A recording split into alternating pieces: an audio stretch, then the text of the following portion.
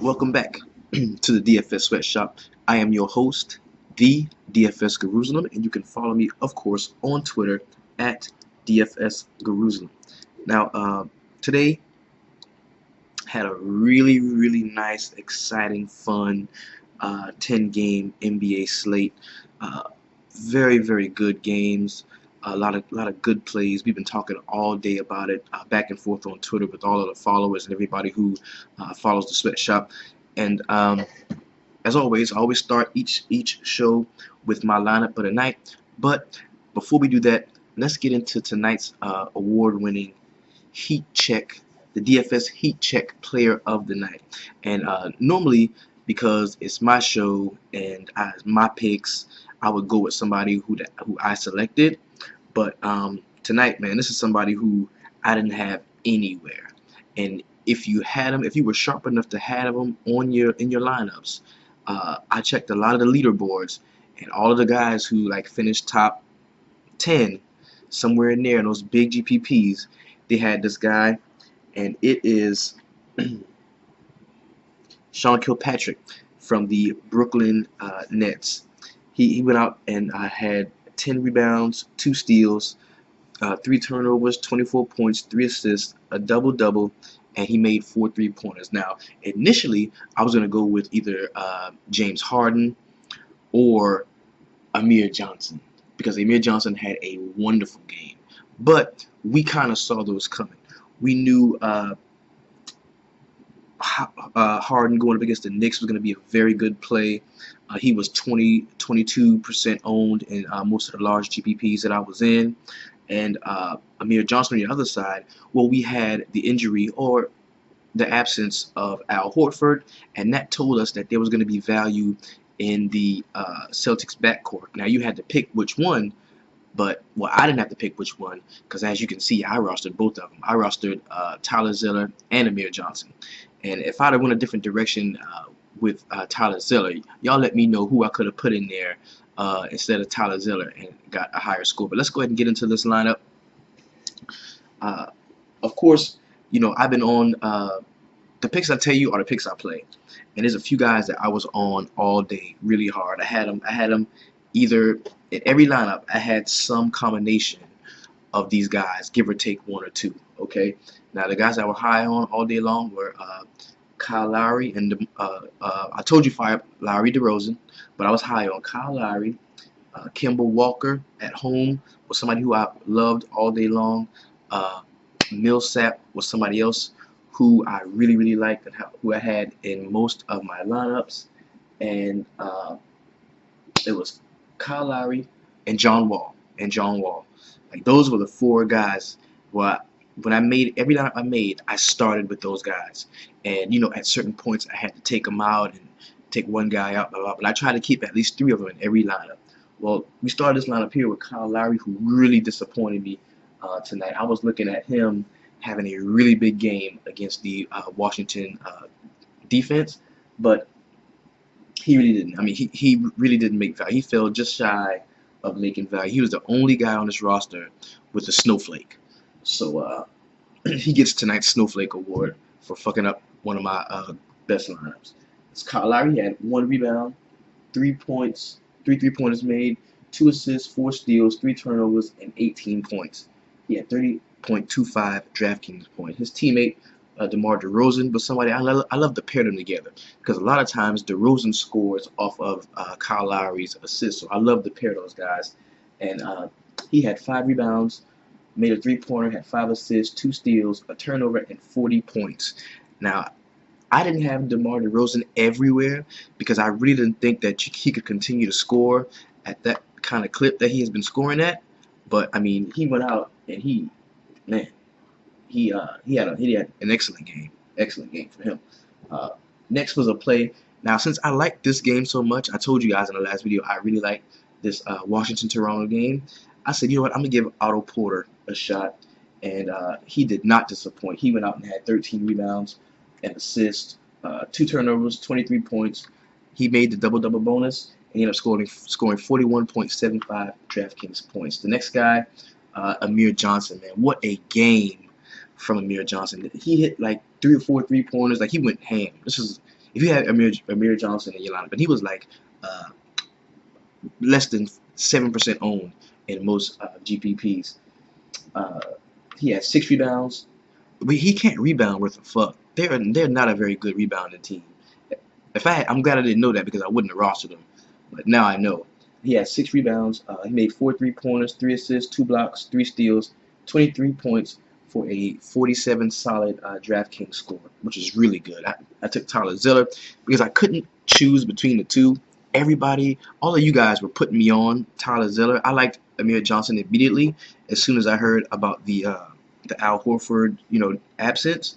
But I wanted to go with the community, so I was like, yo, I'm gonna play Tyler Zeller and I'm gonna play Amir Johnson. They're both cheap as fuck. They're gonna allow me to pay up in other positions. And this is one of the lineups where I took, I believe I took John Wall out. And I saved enough money doing that, and I was able to go up and spend up to James Harden, which in hindsight I should have paid down for John Wall and then did something different with that Tyler Zeller spot. So next guy's a guy who I really liked all day, Kemba Walker. It was a close game for a little while, but they ended up pulling away. He had 4 rebounds, 2 3-pointers made, 7 assists, 4 turnovers, and 22 points for a solid 36.5 DraftKings points. That was good. Whenever I have Kemba Walker, I like to have somebody else in the Charlotte game because he is that much of a facilitator, and I kind of didn't want to spend up for the shooting guard. Well, I wanted to spend up for shooting guard, so I didn't play Nick Batum. So I went Marvin Williams, and he did not disappoint. He had 8 rebounds, made a couple threes, assists, 2 steals, and 11 points for 27.5 DraftKings points. And like we said, at my utility spot, James Harden brought up the rear, started off slow, but he ended up finishing with 6 rebounds, 5 3-pointers, 15 assists, 2 steals, 3 turnovers, 30 points. He hit the double-double bonus, and he finished with 66.5 DraftKings points. And this lineup, 325.25 DraftKings points. So I made the 300 club for the 3rd slate in a row. Whoa! Should have had some Crown Royal Apple. You know what I'm saying? And I had this lineup entered in the NBA, the 600K Mega 4-point play, and at one point I was 23rd in this tournament, and the late games killed me. They had the hammers. The late game hammers killed me, dropped me all the way down to 362. But out of 165,000 people to be 362, that's not bad at all. I liked it because, of course, I told you my strategy. I make the lineups in the dollar games first, then I graduate them if I really like them. Unfortunately, I didn't pick this lineup to go in all of my single entry GPPs. That happens rarely, where my best lineup is the one that I picked to go in my single entry GPPs. But I had it in the NBA 40K. It's a dollar tournament. Had it entered 3 times. So all in all, I had $7 invested in this lineup. I had $7 invested in this lineup, and finished with a pretty good showing. So I was very happy to increase from that buy-in, from that $7 buy-in. Now let's jump into tonight's recap of the NBA slate. It's a 10-game slate. I'm gonna try to roll through them as quickly as possible because I know you're waiting for tomorrow's point totals and everything, but that's gonna come later on in the show. So let's jump right into the recap and see we've got to look at what everybody did so that we know what we can do going forward, man. Basketball is a game of runs, not just on the court, but in the entire spectrum of the whole thing. If a guy's hot, if a team's hot, team's gonna stay hot. Team's cold, team's gonna stay cold for a while. It's runs and streaks. So we want to look back and see what we did right, see what we did wrong, and hopefully we can adjust to whatever comes our way. The first game we're going to look at is going to be the Toronto Raptors going to the Washington Wizards. Now, DeMar Carroll, I don't know what's going to take for me to ever roster DeMar Carroll again. He's got to show me something. We already talked about this game a little bit. Valanciunas, he's another one who disappointed. In 30 minutes, he had 7 rebounds. Excuse me. 10.7 rebounds, and 3 assists. Kyle Lowry, we talked about him. Off of the bench, Terrence Ross and Patrick Patterson had pretty good games in 17 minutes, and Patrick Patterson had 30 minutes in that game. On the Washington side, we already know what Otto Porter did. If you rostered Marcus Morris, man, he really got under your skin this game. 6 points, 3 rebounds, 2 assists, 1 steal, and that was in 36 minutes. So he was on the court damn near the whole game. And this game actually went into overtime. Brad Beal, 15 points, 1 rebound, 2 assists, and 2 blocks. And John Wall, of course, John Wall went ham. He was on a triple-double watch for a little while. He had 33 points, 5 rebounds, 11 assists, 3 steals, and 1 block. Next game we're going to talk about is going to be the Charlotte Hornets at home against the Philadelphia 76ers. I really thought Okafor was going to be chalky today. Turns out he wasn't. A lot of people were really scared off by the minutes restriction, and I wasn't because I know guy this good, he gets on the court, he's gonna produce, he's gonna play, he's probably a good point per minute player. So the floor that I look at with cats like this is if the coach says you're gonna get 24 minutes, well, I'm saying that's 24 points for me. That's a floor of 24 points. That's how I'm looking at it. But the guy's this good, just like Joel Embiid. He was going to get 24 minutes. Well, I was already projecting he's going to score me at least 24 points. And Joel Embiid scored 42 points. Now, he didn't have as great a game as Embiid had, but he did play fairly well. Okafor in 24 minutes had 12 points, 5 rebounds, 1 assist, and 1 steal. Covington finally scored, but he only had 6 points, 3 rebounds, and two steals. The leader came off of the bench in this game, actually. Dario Saric, he had 14, 7 rebounds, and 1 assist. But Ersan Ilyasova, who came over in the trade for Jeremy Grant to Oklahoma City, he had 14 points, 3 rebounds, and 2 assists. On the other side of the ball, we already know what Kemba did at home. Kemba went off at home for me. I mean, he didn't go turkey ham, but he did pretty good. He had 22 points, 4 rebounds, 7 assists. Frank Kaminsky was a really good player in this game as well. He had 14 points, 5 rebounds, and 1 assist.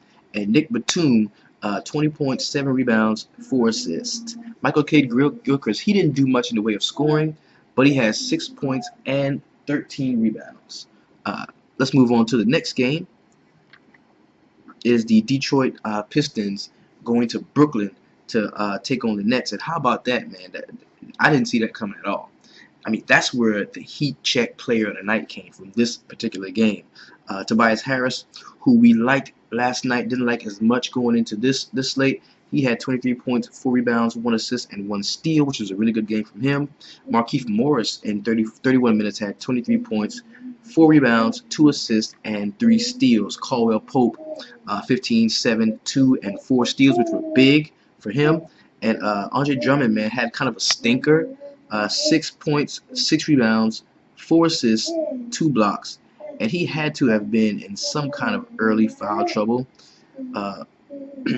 Something. I mean, that was just horrible the way, you pay up that 8.3K and you get that type of performance from Andre Drummond.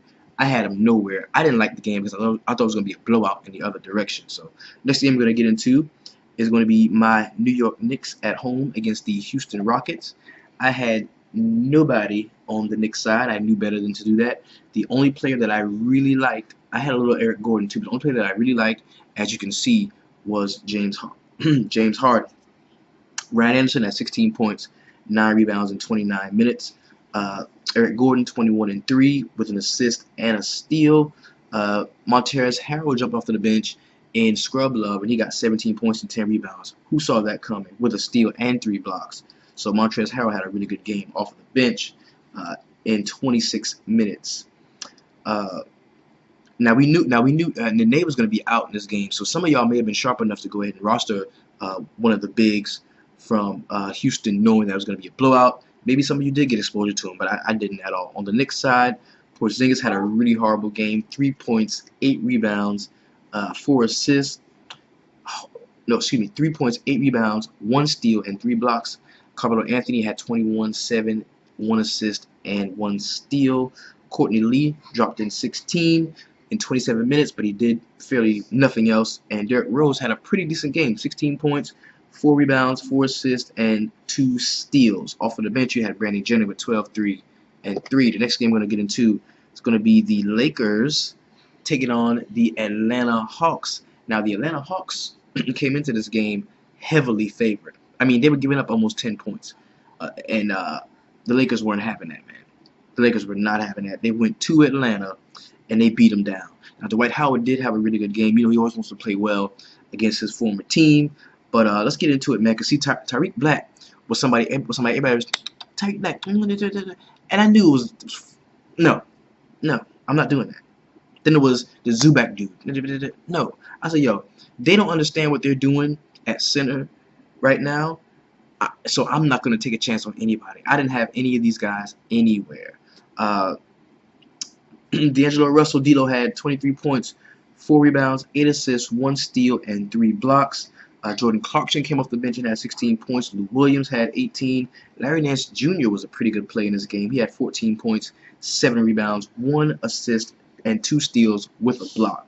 On the Atlanta side of the ball, man, really good game from Dwight Howard, 31 and 11 with 2 steals, no blocks.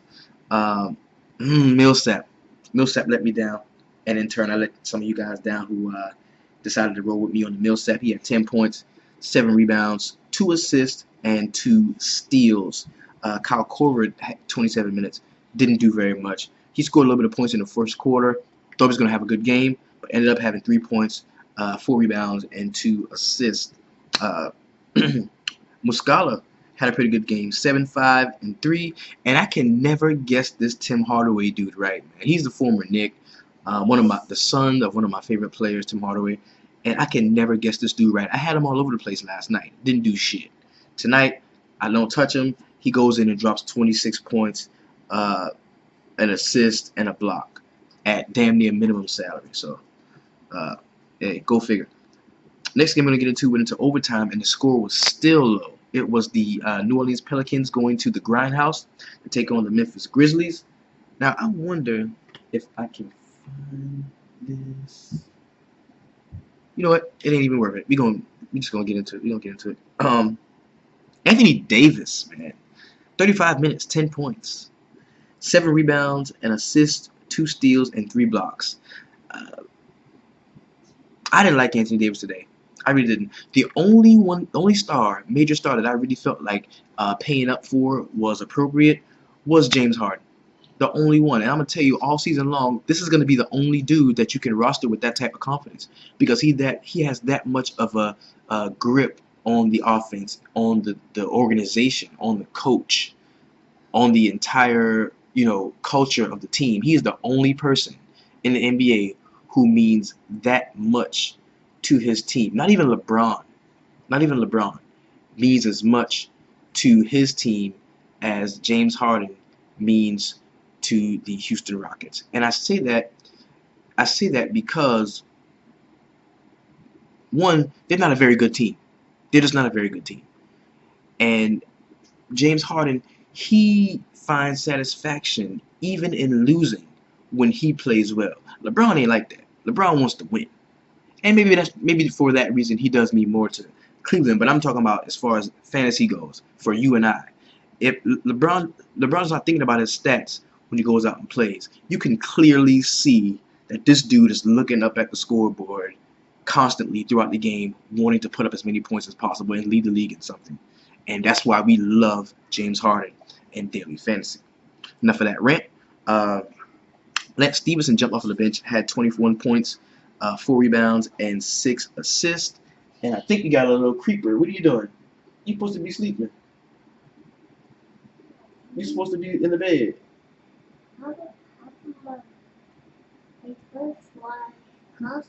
Well, go ahead, get in the bed. And I'll come in there. Badass turn. She hear me doing my show, and she wanted to come out and say hi, but I'll go talk to her in a minute. All right. Langston Galloway had 18 points, 2 rebounds, 2 assists, and 2 steals, and 1 block. This was a bad game for the New Orleans Pelicans all around. Whenever you get that much from the bench, I mean, look at some of these starters, man. Solomon Hill, 0 points, 2 rebounds, Dante Cunningham, he started the game, only played 5 minutes, 0 points, 0 rebounds, 0, nothing. Tim Frazier, who I didn't touch him anywhere today. I know a lot of people did, but going in the groundhouse, we talked about that a couple sessions ago when we talked about how hard it was to play on the perimeter when they get Tony Allen back. Tony Allen was back tonight, so I did not like Tim Frazier. Um, on the Memphis side of the ball, James Ennis, really good play, man. Really good play. If you had the stones to roster that dude, he's a young guy, pretty good. 16 points, 10 rebounds, and 2 steals. Jermichael Green had 21 points and 6 rebounds with 2 steals, 1 steal and 2 assists. Tony Allen played 27 minutes, didn't do anything in the way of real counting stats, but he played very good defense, and he harassed the ball handler at the top of the key. Marc Gasol, 8 points, 11 rebounds, 6 assists, 2 steals, and 3 blocks. A really complete game for Marc Gasol, even though you didn't get the scoring that you wanted. And Mike Conley had 20 points, 1 rebound, 3 assists, and 1 steal. Next game we're going to get into is going to be the Chicago Bulls and the Boston Celtics. Now, usually I love to stack Boston, but I'm kind of glad I didn't. I'm kind of glad I didn't, because number one, there was the uncertainty with Al Horford being out. You really didn't know what you were going to get from the bigs, so that would have led me to stack more in the front court, and I probably would have rostered Isaiah Thomas, Crowder, and Bradley. Crowder went out in his game with an injury, so we got to be vigilant, check it out to make sure we understand what's going on with him. But Isaiah, man, he had a wonderful game. I didn't have him anywhere I should have, especially where I had the snowflake of the night, Kyle Lowry. That turned him into Isaiah Thomas, and I'm counting more money than that right there. But it's all good, man. You live, you learn. It's 82 games. We're 4 or 5 games in. We got a lot of ways to go. We're going to take down something big, all right? So Isaiah had 23 points, 2 rebounds, 10 assists, 3 steals, and 1 block. Marcus Smart played a great deal of minutes in his first game back from ankle injury. He had 33 points. He had 7 points, 5 rebounds, 5 assists, 1 steal, and 1 block, and he played 33 minutes. Crowder, 13 minutes and got hurt. He had 10 points and 5 rebounds. He was on track for a really good game until he did get hurt. And of course, Amir Johnson, man, was the story of this game. And he hit some big 3-pointers. Played a really great game. 23, 6 rebounds, 3 assists, 3 steals, and 2 blocks. I mean, he filled up the stat sheet. And Tyler Zeller had 11 and 4 with a steal. Avery Bradley didn't play that well, 13 and 5 with 4 assists. And on the Chicago side of the ball, we had a really good game from Jimmy Butler. He just missed the double-double bonus. He had 23 points, 9 rebounds, 2 assists. Taj Gibson's had 8 and 8 with 3 assists, 2 steals, and 2 blocks.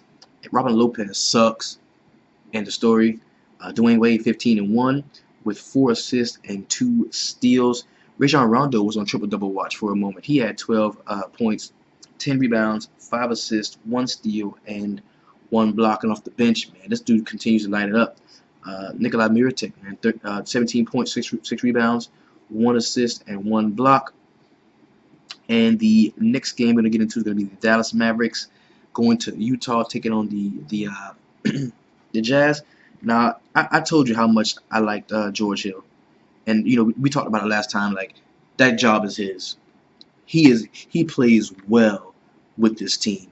I mean, he really fits in well with this team. And whenever I get a chance to keep rostering him at that low price point, at that 5.9, and he's returning 6, sometimes 7 times value, I'm going to have him in some lineups going forward. Joe Johnson had 13 points, 5 rebounds, 4 assists, and a steal. We just talked about George Hill, 25 points, 6 rebounds, 4 assists. Really good game from him. And Rodney Hood hit some big shots down the stretch. He had 22 points, 7 rebounds, 3 assists, and 1 steal in 34 minutes. Trey Lyles, who I did not fall for, he played 22 minutes, and he had no points, 4 rebounds, 1 assist. Horrible game for Trey Lyles. I'm done. Like, I stopped rostering him 2 slates ago. It's over for him, for me. And other side of the ball, Harrison Barnes had 14 points and 2 rebounds and 1 steal. He led the way in scoring. This was a really bad game all around for the Dallas Mavericks. They ended up playing to that slow pace that the Utah Jazz make teams or lull teams into, and they could never really recover. I mean, Dirk Nowitzki, 9 points, 5 rebounds. Andrew Bogut, 2 points, 9 rebounds. I mean, just a bad game all around. JJ Barea in 26 minutes had 9 points, 5 rebounds, 4 assists, and 1 steal. The next game we're going to get into is going to be the Portland Trail Blazers at the Phoenix Suns. But this is a really good game if you got a chance to watch it. Had it on League Pass, so I definitely checked it out. You had a lot of good stuff in this game. CJ McCollum, 24, 4, 4. Lillard had 27, 5, 5 with a steal. Evan Turner jumped off the bench in 26 minutes and had 11 points and 10 rebounds with 3 assists. Alan Crabb had 14 points. Myers Leonard, 12 and 5 with 3 assists. He actually sent the game into overtime. It was over for them, but he sent the game into overtime off a really good play that the coach called. On the Phoenix side of the ball, you had a really great game from Eric Bledsoe. He was second on the team in scoring, but he was first in minutes. He had 39 minutes, 20 points, 7 rebounds, 4 assists, and 1 steal. TJ Warren is a thing. TJ Warren is a thing. He had 27 points, 7 rebounds, 2 steals, and 1 block. And he looked poised and in control, like he was the man on the team. It was this dude. He's something special, man. Tyson Chandler, 6 rebounds, 6 points, 18 rebounds, tied his league high that he had against Golden State Warriors the other night with 1 assist and 1 block. The big that I did like in this game, and I had him in a few spots, was Alex Len. He had 21 minutes, which he should have had more. 18 points, 6 rebounds, 1 assist, and 3 blocks. He had a really good game. Marcus Chris, man, who I kind of liked a little bit, he saw limited action, only 15 minutes, but he had 4 rebounds, 5 points, and 1 assist. And Brandon Knight had the most fabulous dunk on Evan Turner. I mean, he banged him out, bro. You got to go check that out. He banged him out. It was 16 points for him, 4 rebounds, 3 assists, and they did win the game on the Portland. Back to the Portland side of the ball. Man, Damian Lillard, man, couple under par games in a row. Be on the lookout for that, because basketball is a game of runs. So when he snaps out of this, he's going to go off at some point. So we want to be there to get that when it comes. And the OKC and Clipper game just went final. And of course, Russell Westbrook put the team on his back, and he went out there and he beat the Los Angeles Clippers in LA. Now, I didn't have him anywhere. No, I had one lineup. I had $1 lineup just for the sake of making it. I put him in there. But in the shit that I'm expecting to do well in, like, these are my best plays, I had him nowhere near anything. The price is too high. 12.9K, that's too much. That's too much. No, that's too much. I hope a lot of y'all follow that narrative that I laid out too on the last time. That's just too much to pay for one guy, right? Okay. Now, in 32 minutes, Oladipo had 9 points and 5 rebounds, 1 assist. Not a good game from Vic Oladipo. Westbrook had 35, 6 rebounds, 5 assists, and 3 steals in 32 minutes. He definitely led the team in minutes. The only other guy that kind of made an impact in the game was Enes Kanter. He had 23 minutes, 6 points, 12 rebounds off of the bench, and 1 steal. Clipper side of the ball, Chris Paul had a really good game. 15 points, 11 assists. 11 rebounds and 9 assists. So he was definitely on the triple-double watch. He was on the quadruple-double watch because he had 6 steals as well. I mean, he played a really, really good game in the loss. Blake Griffin underwhelmed, 34 minutes, 14 points, 9 rebounds, 5 assists, and 2 steals with a block. And, you know, my strategy today was just to lace my squad with as many potent ball handlers as possible. I wanted guys that were going to have the ball in their hand for the majority of the game, that I could pair together at a relatively low or mid-level price. That's why you didn't see, you know, the highest I paid up was Harden in a certain spot, and that was the best lineup I had. So I didn't need the Anthony Davises tonight. I didn't need Westbrook tonight. I didn't need Millsap, who I really thought was going to be a great play. All I needed was a few solid plays and 1 star to kind of pull it all together, and that was DeMar DeRozan and James Harden. So we've got a 5-game slate to talk about for tomorrow, and it's going to start in Orlando. The Sacramento Kings are taking on the Orlando Magic. This is a 199 point total, even though I think it's going to be higher than that. Both teams are bad defensively. It is a -1 in favor of Orlando. Orlando is going to be giving up 1 point to the Sacramento Kings. So in this game, man, I really think we can go all over. We can go Orlando all over. I mean, I really like Elfrid Payton in this game. I like Vucevic in this game. He's the only big that I probably would roster. I like Evan Fournier in this game. I definitely like Boogie in this game. You gotta keep an eye out for Boogie, and we can't deny what Rudy Gay's been doing. Rudy Gay has been playing lights out. So on a small slate like this, you know, you're gonna have to kind of go stars and scrubs in order to separate yourself from the field. But the stars on the slate are not so highly priced that you won't be able to get 2, 3, maybe 4 of them in a lineup. That's the way we're gonna attack this slate. So when we talk about some of the scrubs, we can talk about Ben McLemore on the Sacramento side. We can talk about Mario Hezonja from the Orlando side. These are guys that are going to be seeing quality minutes and are going to have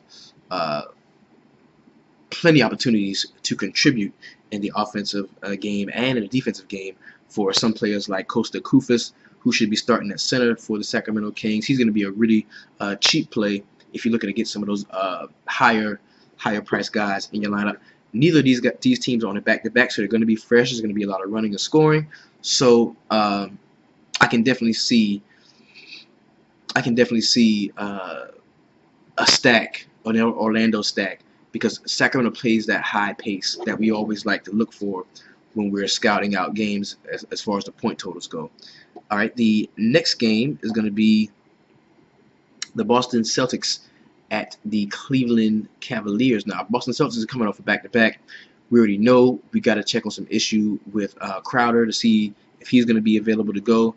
If not, we can definitely lean harder on Avery Bradley and Isaiah Thomas. We know that Boston is really good against perimeter players, so I would steer clear of Kyrie Irving. I do not like him tomorrow night, but whenever I don't like Kyrie Irving, that automatically makes it a LeBron slate. Automatically, if I don't like Kyrie Irving's matchup, it's a LeBron slate, because somebody is going to ball out on that Cleveland team. Somebody is, and if it's not Kyrie, it's going to be LeBron. So I definitely feel like he is going to be in a great deal of my lineups tomorrow. So we do like LeBron James. Now let's kind of pull up the overall slate here, so we can get a good look at all of the players to see where we are as far as price points go. And this is a 7 o'clock start. This slate is a 7 o'clock start. So we're gonna hit them all up. All right.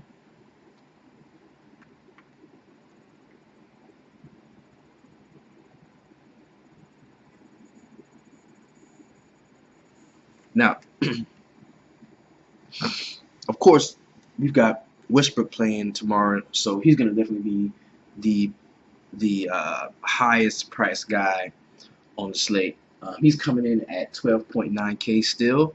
He didn't move, so that's going to be something that you can play with if you want to. I mean, honestly, on a slate this small, where you're going to have to roster some guys, some cheaper guys, I could definitely see you getting Westbrook in your lineups. I probably will too. You got DeMarcus Cousins, Boogie, of course, at 10.6K. Kevin Durant, 10.2. If this thing can focus right.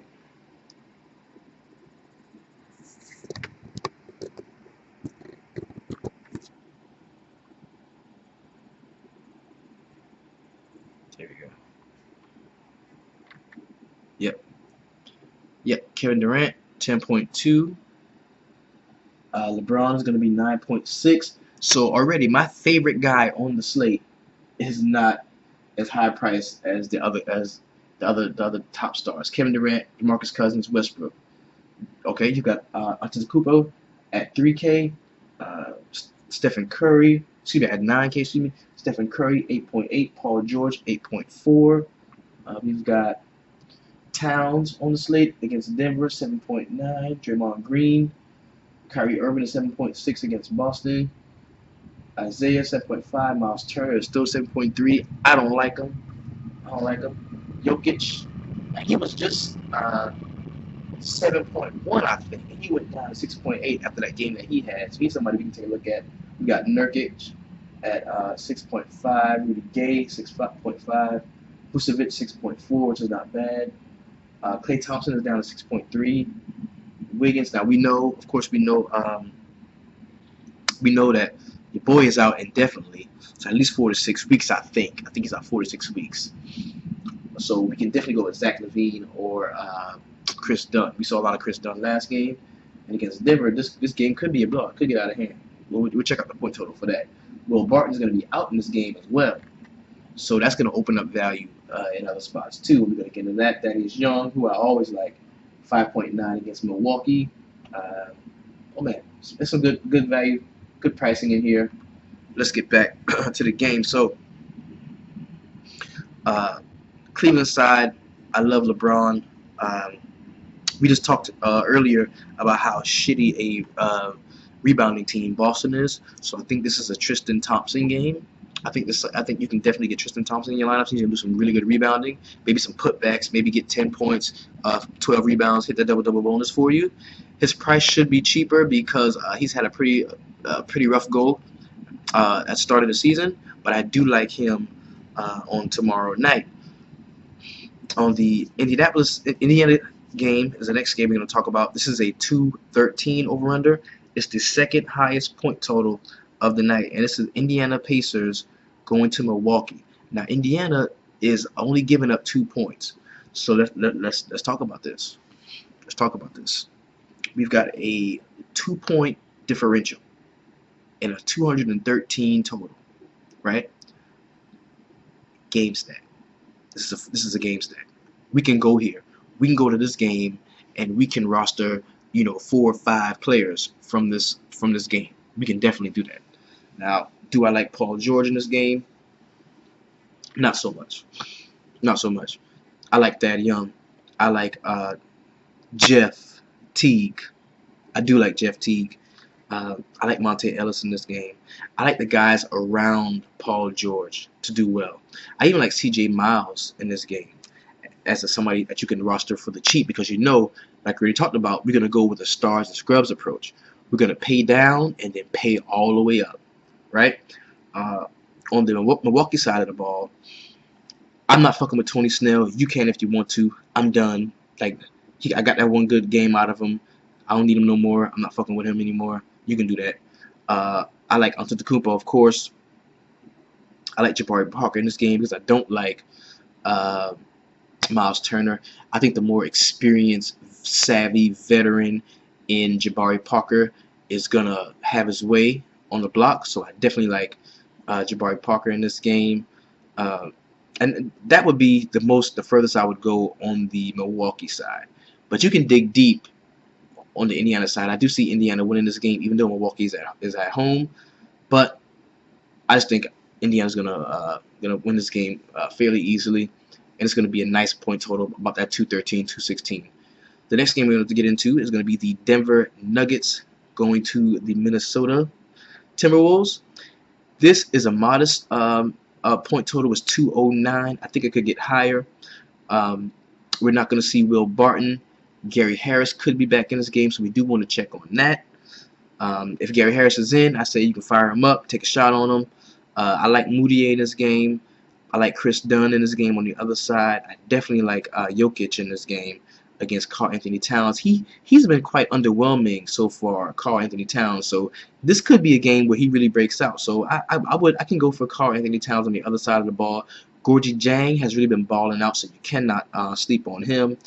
We've got Wiggins, who I wouldn't go Wiggins in this game. I would go more Levine. I would go more Levine and Dunn in this game than I would go Wiggins, just because I think that Denver plays such a fast pace that whoever is like the ball handler, whoever is like handling the ball, is going to be the one that's putting up the most points. Not the guy who's standing on the side shooting, slashing. The slasher guy, I like the whoever's handling the ball the most in this game. Uh, Next game we're going to get into, and the last game on the slate, is going to be the one that everybody is going to want a piece of. It is the Oklahoma City Thunder going to Golden State, going to the Oracle to take on the Warriors. Now this is a 226.5 over under, the highest on the night. There's going to be plenty of narratives associated with this game. I really don't see Russell Westbrook performing anything short of amazing. I also think Kevin Durant is going to play very well in this game, but they're going to get blown out. Oklahoma City's going to get blown out. So you're probably going to get very close to 4 quarters of Westbrook, but you're not going to get 4 quarters of Durant. You're not going to get 4 quarters of Curry. You're not going to get 4 quarters of Draymond Green. It's just that him being the only person on his team, and let's just face it, like, he's the only guy on his team.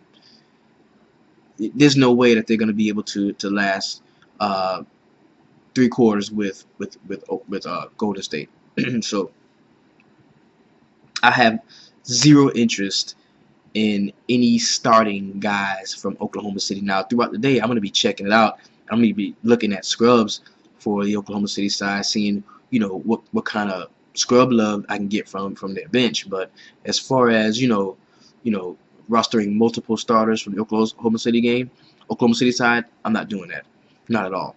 And that goes for Golden State too. So while everybody has so much invested in this game, when everybody, oh, I got Curry and Westbrook and Durant on the same team, blah, blah, I'm not doing that. The only person that I would even remotely take a shot at rostering in this game would be Westbrook, and maybe a little bit of Draymond Green, just in case I might be wrong and the game could be closer and we're going to see an extended run from guys who actually do play with the second team. And that would be Draymond Green plays with the second team on occasion, and so does Klay Thompson. So this has been tonight's 5-game slate. After we recap last night's 10-game slate, we want to be on the lookout because we have a really good Friday slate coming up. It is going to be a 9-gamer, and that's right in my wheelhouse. So it's been a very profitable night for the DFS Sweatshop. Anytime we can increase on our buy-in, we are very happy with that. We didn't get the big lick that we were looking for, but that's why we continue to play. That's why we continue to grind. Again, if you would like to support the channel, you are more than welcome to patronize us on our YouTube page. My PayPal email is simmonsmaurice95@yahoo.com.